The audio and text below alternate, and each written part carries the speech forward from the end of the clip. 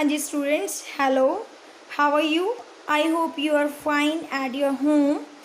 अज अपना करांगे important topic and last topic of the nuclear chapter nuclear reactor. And nuclear reactor दे विच की हुंदा, this is based on controlled chain reaction. मैं तुहानूं दस्सिया सी भी when one neutron strikes with uranium 23892, then there is a emission of 3 neutrons निकलते हैं ना। then 3 न्यूट्रॉन्स ਦੇ ਕੋਲ ਮੈਕਸਿਮਮ ਅਮਾਊਂਟ ਦੇ ਵਿੱਚ એનર્ਜੀ ਹੁੰਦੀ ਸੀ। ਜਦੋਂ ਮੈਕਸਿਮਮ ਅਮਾਊਂਟ ਦੇ ਵਿੱਚ એનર્ਜੀ ਹੁੰਦੀ ਸੀ ਦੈਨ ਉਹ એનર્ਜੀ ਨੂੰ ਜਦੋਂ ਆਪਾਂ ਐਵੇਂ ਜਾਣ ਦਿੰਦੇ then that's mean this is known as uncontrolled energy. But ਉਹਨੂੰ ਆਪਾਂ ਨੇ ਯੂਜ਼ ਕੀਤਾ in the impressive way in the form of nuclear reactor. Nuclear reactor ਦੇ ਵਿੱਚ ਆਪਾਂ ਨੇ ਉਸ એનર્ਜੀ ਨੂੰ ਯੂਜ਼ ਕੀਤਾ।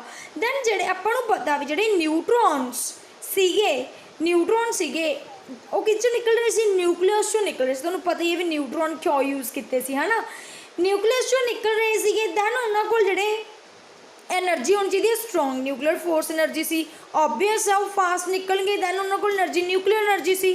ਬਟ ਹੁਣ ਉਹਨਾਂ ਨਿਊਟਰੋਨਸ ਨੂੰ ਆਪਾਂ ਨੇ ਸਲੋ ਕਰਨਾ ਪੈਣਾ ਸੀ। ਕਿਉਂਕਿ ਜੇ ਉਹ ਫਾਸਟ ਹੁੰਦੇ ਦੈਨ ਉਹਨਾਂ ਨੇ ਨਿਊਕਲੀਅਸ ਨੂੰ ਮਤਲਬ ਯੂਰੇਨੀਅਮ ਨੂੰ ਤੋੜਨਾ ਹੀ ਨਹੀਂ ਸੀ। ਸੀਗਾ ਦੈਨ ਫਿਰ ਆਪਣੇ ਕੋਲ એનર્ਜੀ ਯੂਜ਼ ਨਹੀਂ ਸੀ ਹੋਣੀ in the form of nuclear reactor. Then ਫਿਰ ਆਪਣੇ ਉਹਨਾਂ ਨਿਊਟਰੋਨਸ ਨੂੰ ਸਲੋ ਕਰਨਾ ਚਾਹੀਦਾ। ਸਲੋ ਕੀਤਾ in the form of moderator by the using of moderator ਦਾ ਕੰਮ ਕੀ ਸੀ? ਟੂ ਸਲੋਇੰਗ ਡਾਊਨ ਦ ਨਿਊਟਰੋਨਸ ਨੂੰ ਸਲੋ ਕਰਨ ਦਾ ਕੰਮ ਸੀ। ਦੈਨ ਨਿਊਟਰੋਨਸ ਨੂੰ ਆਪਾਂ ਨੇ ਸਲੋ ਕੀਤਾ ਦੈਨ ਉਹਨਾਂ ਕੋਲ એનર્ਜੀ ਕਿੰਨੀ ਸੀ? 3/2 kBT ਦੀ એનર્ਜੀ ਸੀ in the form of thermal energy.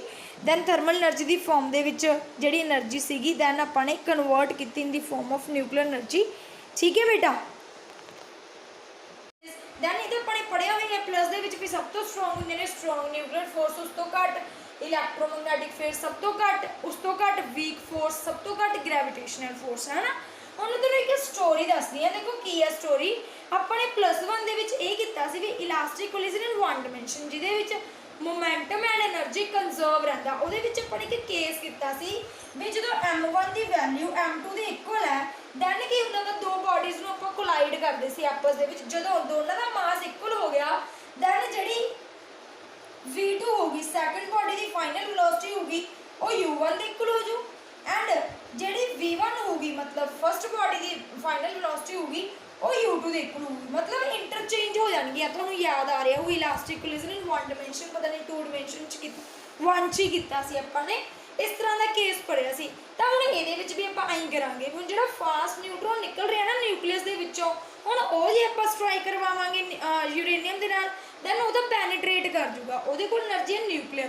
Then ਆਪਾਂ ਕੀ ਕਰਾਂਗੇ ਜਦੋਂ ਹੀ ਜਿਹੜਾ ਫਾਸਟ ਨਿਊਟਰੋਨ ਆ ਉਹ D2 ਮੰਨ ਲਓ D2 ਲਿਆ ਆਪਾਂ ਨੇ ਮੋਡਰੇਟਰ ਜਿਹਦੇ ਨਾਲ ਨਿਊਟਰੋਨ ਨੂੰ ਸਲੋ ਕਰਨਾ।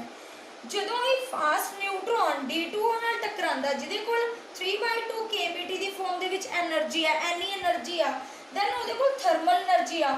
ਉਹ ਥਰਮਲ એનર્ਜੀ ਨਿਊਕਲੀਅਰ એનર્ਜੀ 'ਚ ਕਨਵਰਟ ਹੋ ਜੂ and nuclear energy thermal energy 'ਚ ਕਨਵਰਟ ਹੋ ਜੂ। ਮਤਲਬ ਕਿ ਜਿਹੜਾ ਫਾਸਟ ਨਿਊਟਰੋਨ ਹੋਊਗਾ ਉਹਦੇ ਕੋਲ એનર્ਜੀ ਥਰਮਲ ਆ ਜੂਗੀ ਐਂਡ ਜਿਹੜਾ ਆਪਣੇ ਕੋਲ D2 ਉਹ ਹੋਊਗਾ ਉਹਦੇ ਕੋਲ ਨਿਊਕਲੀਅਰ એનર્ਜੀ ਆ ਜੂਗੀ। ਕਿਉਂਕਿ ਆਪਾਂ ਨੇ ਤਾਂ ਸਟਰਾਈਕ ਨਿਊਟਰੋਨ ਨੂੰ ਹੀ ਕਰਵਾਉਣਾ, ਨਿਊਟਰੋਨ ਨੂੰ ਆਪਣੇ ਸਲੋ ਵੀ ਕਰਨਾ। ਸਲੋ ਕਿਹਦੀ ਫਾਰਮ 'ਚ ਕਰਾਂਗੇ? ਇਨ ਦੀ ਫਾਰਮ ਆਫ ਜੇ ਉਹਦੇ ਕੋਲ એનર્ਜੀ ਕੀ ਹੋਊਗੀ ਸਲੋ, એનર્ਜੀ ਕੀ ਹੋਊਗੀ ਲੋ, ਉਹਨੂੰ ਬੋਲਦੇ ਨੇ ਥਰਮਲ એનર્ਜੀ। ਤਾਂ ਉਹ એનર્ਜੀ ਲਊਗਾ ਕਿਤੋਂ? ਮੋਡਰੇਟਰ ਤੋਂ। ਇਸ ਕਰਕੇ ਆਪਾਂ ਨੇ ਉਹਨੂੰ ਸਲੋ ਕਰਨ ਦੇ ਲਈ ਮੋਡਰੇਟਰ ਦਾ ਯੂਜ਼ ਕੀਤਾ। ਸਮਝ ਆ ਗਈ? ਇਹਦੇ ਪਾਰਟਸ ਨੇ ਨਿਊਕਲੀਅਰ ਰਿਐਕਟਰ ਦੇ ਪਾਰਟਸ ਨੇ ਕਿਸ ਤਰ੍ਹਾਂ ਉਹਨੂੰ ਆਪਾਂ ਯੂਜ਼ ਕਰਦੇ ਹਾਂ। ਕਲੀਅਰ ਹੋਇਆ? ਸਮਝ ਆਇਆ ਵੀ ਨਿਊਟਰੋਨ ਨੂੰ ਜਿਹੜਾ ਫਾਸਟ ਸੀ ਉਹਨੂੰ ਸਲੋ ਕਿਸ ਤਰ੍ਹਾਂ ਕੀਤਾ ਜਾਂਦਾ ਬਾਈ ਦਾ using of moderator in the form of D2O। D2O ਕੋਲ ਕਿਹੜੀ એનર્ਜੀ ਦੀ? Thermal energy. ਆਹ ਇਕੁਏਸ਼ਨ ਨੂੰ ਯੂਜ਼ ਕਰਕੇ ਮਤਲਬ ਇੱਥੇ ਯਾਦ ਰੱਖਣਾ ਵੀ ਐਵੇਂ ਯੂਜ਼ ਕਰਕੇ ਇਹਦੀ ਥਰਮਲ એનર્ਜੀ ਫਾਸਟ ਕੋਲ ਚਲੀ ਗਈ ਜਦੋਂ ਇਹ ਸਟਰਾਈਕ ਕਰਦਾ ਐਂਡ ਨਿਊਕਲੀਅਰ એનર્ਜੀ ਇਹਦੇ ਕੋਲ ਚਲੀ ਗਈ। ਠੀਕ ਹੈ। ਤਾਂ ਹੁਣ ਜਿਹੜੇ ਆਹ ਨਿਊਟਰੋਨ ਬਣ ਗਏ ਸਲੋ ਨਿਊਟਰੋਨ ਜਿਹੜੇ ਬਣ ਗਏ ਉਹ ਉਹਨਾਂ ਨੂੰ ਥਰਮਲ ਨਿਊਟਰੋਨਸ ਬੋਲਿਆ ਜਾਂਦਾ। ਕਲੀਅਰ ਹੋ ਗਏ? ਜਿਨ੍ਹਾਂ ਨੇ ਨਿਊਕਲੀਅਸ ਦੇ ਨਾਲ ਸਟਰਾਈਕ ਕਰਨਾ ਮਤਲਬ ਯੂਰੇਨੀਅਮ ਦੇ ਨਾਲ ਸਟਰਾਈਕ ਕਰਨਾ। ਪਹਿਲਾ ਪਾਰਟ ਸਮਝ ਆਇਆ? ਦੂਸਰਾ ਹੁਣ ਜਦੋਂ ਹੀ ਉਹ ਸਟਰਾਈਕਿੰਗ ਹੁੰਦੀ ਹੈ ਸਟਰਾਈਕਿੰਗ ਹੋ ਗਈ ਦੈਨ ਉਹਨਾਂ ਕੋਲ ਥਰਮਲ એનર્ਜੀ ਆ ਗਈ, ਹੈ ਨਾ। ਹੁਣ ਕੀ ਹੈ ਆਪਣੇ ਕੋਲ ਜਿਹੜੀ अंदर चैंबर बोलते हैं, chamber this is known as nuclear core या फिर फिजनेबल चैंबर बोलते हैं इनू। ये फस्ट पार्ट नू फिजनेबल चैंबर, क्योंकि ये यूरेनियम फ्यूल रखा होंगे, आ यूरेनियम फ्यूल आ, ठीक है, जिहदे नाल टकराना उन्हें जाके। हुण जदों अपने कोल की है, जदों स्ट्राइकिंग होंदी है दैन एनर्जी इस चैंबर की बहुत ज़्यादा बढ़ जाती है, हीट एनर्जी। वो किन्ने फॉर्म च हो जाता, टैंपरेचर 10⁻⁶ कैलविन। दैन उन्होंने कूल करना बहुत जरूरी है। जो कूल करांगे, कूल कि फॉर्म च करांगे, by the using of coolant. Coolant की फॉर्म के यूज़ करांगे। कूलेंट मतलब कूल मोल्टन या फिर सोडियम यूज़ करके या फिर वाटर यूज़ करके, या फिर सोडियम यूज़ करके उन्होंने कूल करांगे, जिहदे नाल टैंपरेचर घट तो घट आए। समझ आया? ये through pipes they enters into the chamber, एवें पाइप्स के थ्रू ये एंटर कर जूगा चैंबर दे विच। फिर अपने को जी एनर्जी हीट हुई सी वो कि फॉर्म च निकलूगी, अपने को कूल हो जूगी, फिर तो ये प्रोसैस कंटिन्यू होगी। क्लीयर होया? समझ आई गल मेरी? दोनों पार्ट्स, मतलब पहले तो आप न्यूट्रॉन्स में स्ट्राइक करवाना, दैन उन्होंने स्लो किया, एंड फिर जी एनर्जी हाई हो गई सी उन्होंने किया लो कि फॉर्म च किया, in the form of coolant by using of molten sodium and water. Clear होया? हुण आह वाला पॉइंट है जिहड़ा इंपॉर्टेंट पार्ट है। एट एनी जदों ये फिशन हुंदी आ, मतलब यूरेनियम न्यूट्रॉन यूरेनियम दे नाल स्ट्राइक करदा एक स्टेज ते, एट एनी स्टेज उत्ते फिजन प्रोसैस दी एट एनी स्टेज ते अपने कोल के फैक्टर आंदा। K factor is known as multiplication factor. मतलब उस टाइम आप की नोट करते भी किन्ने न्यूट्रॉन्स एमिट हो गए एंड किन्ने न्यूट्रॉन अपने इंसीडेंट करवाए सी, उन्होंने जी रेशो आती है, that's mean this is known as K emitted neutron incident neutron. Clear होया? समझ आया? हुण इन्हां तो ही अपने को ना 3 फैक्टर बने, these are very very important. हुण पहला की है, कहते जे तक के दी वैल्यू 1 होगी, क्यों दी वैल्यू 1 तुसीं किवें समझोगे भी जिन्ने आप इंसीडेंट करवा रहे हैं उन्नी अपने को एमिट बाहर आ रहे हैं, तो फिर तो कोई फायदा ही नहीं होया, क्योंकि वो तो अपने नाल कुछ लैके नहीं आ रहा है ना, फिर तो कुछ फायदा ही नहीं होया, तो फिर तो क्रिटिकल स्टेट होगी, क्योंकि कुछ लैके नहीं आ रहे हैं वो तो अपने बाहर। अगली स्टेज की है के ग्रेटर दैन 1। के ग्रेटर दैन 1 का मतलब की होया भी जिन्ने इंसीडेंट न्यूट्रॉन अपने स्ट्राइक करवाए उस तो वध वो लैके आ गया। मतलब जे 5 स्ट्राइक करवाए न्यूट्रॉन यूरेनियम के नाल दैन वो 10 वापस लैके आ गया है ना, जिवें अपने 1 न्यूट्रॉन स्ट्राइक करवाया सी दैन वो अपने नाल 3 न्यूट्रॉन वापस लैके आया, दैन वो के ग्रेटर दैन 1 वाली कंडीशन है, this is known as super critical. ये भी जे इस तरह ही होंदा गया ना दैन ये एनर्जी नू भी बैलेंस करना जरूरी है, वो मैं तुहानूं दसूँगी कि मैं यूज़ करना जरूरी है। ठीक है? के लैस दैन 1, के लैस दैन 1 के लिए की आ, के लैस दैन 1 के लिए अपने कोल की आ भी जे अपने कोल जिन्ने इंसीडेंट करवाए से उस तो घट बाहर आ रहे हैं, भी जे अपने 10 इंसीडेंट करवाए से अपने कोल 5 ही वापस आ रहे हैं, फिर तो बहुत ज़्यादा क्रिटिकल, मतलब उस तो नीचे है तो उदों भी ज़्यादा डेंजरस वाली गल होगी। दैन इन्हां दोनों कंडीशनस नूं आपां नूं बैलेंस करना पैंदा हुंदा। जदों आपां बैलेंस करांगे, बैलेंस करांगे by the using of control rods, these are known as control rods. ये किहदियां बनियां हुंदियां ने, कैडमियम दियां जां फिर बोरोन दियां, कैडमियम जां फिर बोरोन दियां बनियां हुंदियां। इन्हां दा काम की हुंदा है भी जे तक के ग्रेटर दैन 1 वाली कंडीशन है फिर तो ये न्यूट्रॉन मतलब वध नहीं निकलन देंगे, 1-2 वध निकलन देंगे, उस बाद उन्होंने न्यूट्रॉन्स को एब्जॉर्ब कर लैणगियां।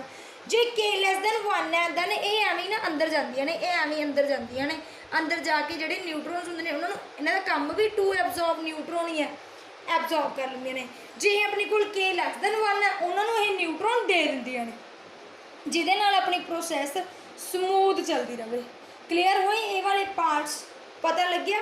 मतलब पहला अपने न्यूट्रॉन्स नूं स्लो करवाया, न्यूट्रॉन्स नूं स्लो करन तो बाद फिर आपने किया बाई यूजिंग ऑफ मॉडरेटर, फिर आपने किया उसकी हीट एनर्जी वध गई सी, दैन आपने उन्होंने कूल किया बाई यूजिंग द कूलेंट, फिर आपने देखा फिशन प्रोसैसिस किसी स्टेज से क्रिटिकल हो रही है, किसी से सुपर, किसी से सब, वो किस तरह हो रही है बाय द यूजिंग ऑफ, उन्होंने कंट्रोल किया by the using of control.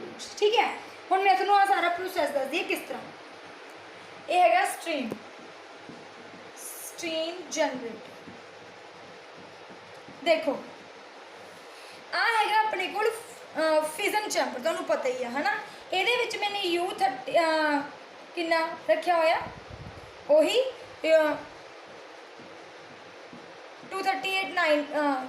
90 to 238 है ना, इन्ना रखा होया मैंने। फिजन फ्यूल ਉਹਦੇ ਨਾਲ ਕੀ ਹੁੰਦਾ ਜਦੋਂ ਵੀ ਨਿਊਟਰੋਨ ਆ ਕੇ ਸਟ੍ਰਾਈਕ ਕਰਦਾ ਦੈਨ ਉਹਦੀਆਂ 3 ਕੰਡੀਸ਼ਨਸ ਹੋ ਸਕਦੀਆਂ ਨੇ। ਜਦੋਂ k = 1 ਇਹਦਾ ਤਾਂ ਆਪਾਂ ਨੂੰ ਕੋਈ ਫਾਇਦਾ ਨਹੀਂ ਹੁੰਦਾ, ਬਟ ਇਹ ਵੀ ਪ੍ਰੋਸੈਸ ਬਲਾਸਟ ਕਰ ਸਕਦੀ ਆ। ਇਸ ਕਰਕੇ ਆਪਾਂ ਇਹਨਾਂ ਤਿੰਨਾਂ ਪ੍ਰੋਸੈਸਿਸ ਨੂੰ ਜ਼ਿਆਦਾਤਰ ਇਹਨਾਂ ਦੋਨਾਂ ਨੂੰ ਆਪਾਂ ਬੈਲੈਂਸ ਕਰਕੇ ਚੱਲਦੇ ਹਾਂ। ਠੀਕ ਹੈ, ਹੁਣ ਜਿਹੜੀਆਂ ਹੈਗੀਆਂ ਨੇ ਉਸ ਤੋਂ ਬਾਅਦ ਆਪਾਂ ਨੇ ਕੰਟਰੋਲ ਰੋਡਸ ਲਗਾਈਆਂ ਹੋਈਆਂ ਨੇ। ਕੰਟਰੋਲ ਰੋਡਸ ਦਾ ਕੰਮ ਕੀ ਹੈ ਵੀ ਜਦੋਂ ਪ੍ਰੋਸੈਸ ਹੋਵੇ ਦੈਨ ਉਹ ਸਮੂਥ ਚੱਲੇ। ਵੀ ਜੇ ਆਪਣੇ ਕੋਲ ਕੇ ਦੀ ਵੈਲਿਊ ਘੱਟ ਆ ਰਹੀ ਹੈ, ਮਤਲਬ ਐਮਿਟਡ ਨਿਊਟਰੋਨ ਘੱਟ ਆ ਰਹੇ ਨੇ, ਦੈਨ ਉਹਨਾਂ ਨੂੰ ਉਹ ਦਿੰਦੀ ਹੈ। ਦੈਨ ਜੇ ਨਿਊਟਰੋਨ ਜ਼ਿਆਦਾ ਆ ਰਹੇ ਨੇ ਦੈਨ ਉਹਨਾਂ ਨੂੰ ਉਹ ਐਬਜ਼ੋਰਬ ਕਰਨੇ। ਜ਼ਿਆਦਾਤਰ ਇਹਨਾਂ ਦਾ ਕੰਮ ਟੂ ਐਬਜ਼ੋਰਬ ਨਿਊਟਰੋਨ। ਠੀਕ ਹੈ, ਇਹ ਪ੍ਰੋਸੈਸ ਕੰਟੀਨਿਊ ਚੱਲਦੀ ਰਹਿੰਦੀ ਆ। ਫਿਰ ਉਸ ਤੋਂ ਬਾਅਦ ਕੀ ਹੈ, ਜਦੋਂ ਇਹ ਚੈਂਬਰ ਗਰਮ ਹੋ ਜਾਂਦਾ ਹੈ, ਇਹ ਜਿਹੜੀ ਸਟੀਮ ਹੈ ਆਹ ਵਾਲੀ ਸਟੀਮ ਚਲੀ ਜਾਂਦੀ ਹੈ ਬਾਹਰ। ਸਟੀਮ ਬਾਹਰ ਚਲੀ ਗਈ, ਇਹ ਸਟੀਮ ਜਨਰੇਟਰ ਦੇ ਵਿੱਚ ਐਂਟਰ ਹੋ ਜਾਂਦੀ ਹੈ।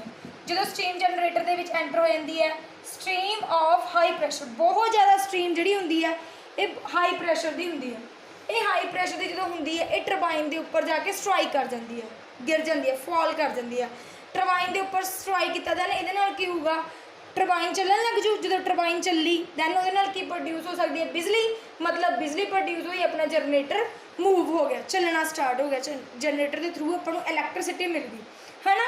फिर उस तो जी हीट है ये निकलती जाती है, मतलब हॉट वाटर बाद जाता। फिर अपन एक कूल वाटर लगाया हुआ। कूल वाटर क्यों लगाया हुआ, कूलेंट यूज़ किया ताकि अपनी जड़ा चैंबर गर्म हो चुका है, टैंपरेचर बढ़ गया। इस एवें प्रोसैस के थ्रू ये अंदर आता है। अंदर आने के थ्रू अपने को जड़ा हीट चैंबर है ये दोबारा तो ठंडा हो जाता है। दैन दोबारा फिजन होंदी है, फिर ये दोबारा गर्म होंदा है, फिर अपने को स्ट्रीम प्रोड्यूस होंदी है, फिर तो टरबाइनां चलदियां ने, जनरेटर चलता है, जिहदे नाल अपने को वध तो वध इलैक्ट्रिसिटी प्रोड्यूस हो जाती है bye the using of energy. ठीक है, इस करके इस प्रोसैस नूं हुण आपां एनर्जी नूं की कर लैंदे आ, आपां इलैक्ट्रिसिटी नूं एनर्जी नूं की कर लिया control by the using of nuclear reactor. Nuclear reactor के थ्रू अपन एनर्जी नूं कंट्रोल कर लिया। इस करके जिहड़ा ये न्यूक्लियर रिएक्टर है it is based on nuclear chain reaction. Clear होया, समझ आ गया। तुहाडी बुक दे विच मतलब सारे स्टैप्स बने हुए नेगे, जिवें कि न्यूक्लियर फ्यूल जिवें कि मैंने फ्यूजन फ्यूल दस्सियागा, फिजन फ्यूल दस्सियागा मैंने सिंपल फिजन फ्यूल। ठीक है, फिजन फ्यूल दस्सिया जिवें यूरेनियम 235 यूज़ कर रहे हैं आपां, वो यूज़ कर रहे हैं है ना। तो उस तो बाद किहदे नाल इंटरैक्ट होंदा, मॉडरेटर दे नाल। मॉडरेटर भी मैं तुहानूं दस्सिया, मॉडरेटर का काम की है to slowing down the neutron. Neutron नूं किस तरह स्लो करदा है, न्यूट्रॉन नूं स्लो किया। उस तो बाद आपां ने देखिया भी टैंपरेचर बहुत ज़्यादा बढ़ चुके हैं, दैन उन्होंने अपने टैंपरेचर नूं घट किया by the using of coolant. उस तो बाद आपने एंड वाले प्रोसैस दे विच कंट्रोल रोड्स बारे सीखिया। कंट्रोल रोड्स का काम की है to absorb the neutrons. Clear हो गया, मतलब आ तीनों कंडीशनस उन्हें बैलेंस करना सीखा। दैन ये अपने कोल की है, तो हम सब तो बड़ी गल भी जोड़े न्यूट्रॉन आपां हुण यूज़ किए ने, these are known as thermal neutrons. ये थर्मल न्यूट्रॉन्स ने। क्लीयर हो गया, ये वाला टॉपिक ये तुसीं अपनी बुक के उपरों स्टैप्स देख सकते हो। वैसे मैंने स्टैप्स चंगी तरह समझाते भी, पहला न्यूक्लियर फ्यूल होंदा है, फिर मॉडरेटर, फिर कूलेंट, फिर कंट्रोल रोड्स। किस तरह तुसीं ये प्रोसैस अपने कर सकते हो। ਇਹਦੇ ਨਾਲ अपना ये चैप्टर खत्म होंदा है। उस तो बाद मैं तुहानूं दूँगी असाइनमेंट, दैन असाइनमेंट तुसीं कंप्लीट करनी है। तो एक गल होर बहुत इंपॉर्टेंट गल है, वो की गल है, मतलब हुण मैं सारे चैप्टर्स दे MCQs दिया करूँगी। अगर तुसीं कहोगे अपने कमेंट बॉक्स दे विच मैनूं यस करके लिख दोगे, फिर तो मैं भेज दिया करूँगी, क्योंकि उन्होंने करना भी जरूरी है एंड समझना भी जरूरी है। समझाऊँगी जिहड़ी तुहाडी प्रॉब्लम होया करूँगी MCQs के रिगार्डिंग, मैं उन्होंने जरूर समझाऊँगी। दैन जिन्होंने MCQs चाहिए प्लीज़ कमेंट बॉक्स के यस करके लिख दें एंड नाल अपना नेम लिख दें, जिहदे नाल मैनूं पता लग जाए भी इन्होंने MCQs करने ने, उन्होंने उपर मैं ज़्यादा ध्यान दूँगी। तो थैंक यू, दैट्स ऑल बेटा।